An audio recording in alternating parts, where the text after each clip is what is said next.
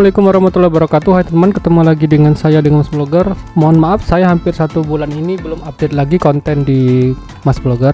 Jadi berapa minggu yang lalu saya naik lagi itu teman ke level 1 di Fiverr. Jadi ketika saya ngeklik login ke ini saya, ke akun Fiverr saya, ini ada tulisan seperti ini teman-teman.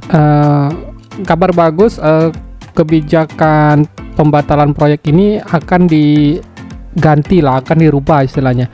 Setiap kita meng-cancel order dari buyer yang sama dan dalam waktu 2 minggu dia order lagi, jadi kita itu tidak akan mempengaruhi completion rate kita gitu teman-teman. Ya, jadi kita tidak perlu istilahnya komplain dan mengajukan ke admin customer supportnya itu minta completion rate-nya kalau bisa jangan turun ya kayak gitu. Jadi ini suatu perubahan yang menarik menurut saya, dan kebijakan ini akan mulai diterapkan sejak tanggal 3 Oktober 2022 seperti itu.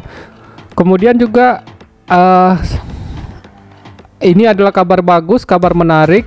Jadi buat teman-teman yang memang mengalami hal yang sama ya, cuman repotnya itu ya, kita harus efek ini akan sangat bisa berimbas pada kita jika itu pembelinya dari pembeli yang sama dalam waktu 2 minggu sejak kita meng-cancel order proyeknya, kayak gitulah. Ini kelemahannya itu juga sih teman-teman, ya lumayan ada daripada tidak ada perubahan.